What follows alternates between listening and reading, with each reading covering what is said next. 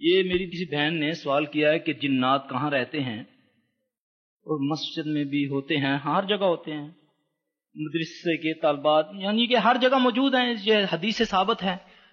اب دیکھیں نا، رسول اللہ صلی اللہ علیہ وسلم نے فرمایا کہ جب تم کھانا کھاؤ تو دائیں ہاتھ سے کھاؤ، ٹھیک ہے، اور پیو تو دائیں ہاتھ سے، کیونکہ بائیں ہاتھ سے شیطان پیتا ہے۔ اب جس گھر میں سلام کیا جائے، یہ میں آپ کو ان چیزوں سے بچنے کا ایک طریقہ بتاتا ہوں۔ جس گھر میں کثرت سے السلام علیکم کہا جائے اور کھانے پر بسم اللہ پڑھی جائے، جب دروازہ بند کیا جائے یا کھولا جائے بسم اللہ سے، ٹوائلٹ میں جانے کی دعا پڑھی جائے تو وہاں سے یہ چلے جاتے ہیں اللہ کے فضل سے، کیونکہ سلام بھی ایک دم ہے، بسم اللہ بھی ایک دم ہے۔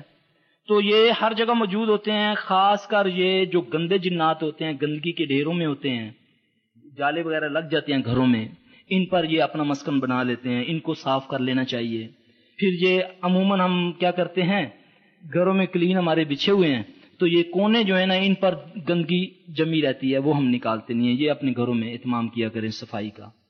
اور مسجدوں میں بھی ہوتے ہیں، نیک بھی ہوتے ہیں، ان پر دوسرے بھی لوگ آتے ہیں باہر کا، یہ بالکل انسانوں والا معاملہ ہے، کھاتے ہیں، پیتے ہیں، شادیاں ہیں، بیاہ ہے، مرتے ہیں، یہ سب کچھ کرتے ہیں۔ کیوں کہ اللہ قرآن میں فرماتا ہے وَمَا خَلَقْتُ الْجِنَّ وَالْإِنسَ إِلَّا لِيَعْبُدُونِ، انسانوں کے لیے بھی شریعت ہے تو جنات کے لیے بھی ہے۔ ان میں کافر بھی ہوتے ہیں، مومن بھی ہوتے ہیں، ان میں ہر فرقے کے لوگ ہوتے ہیں بس۔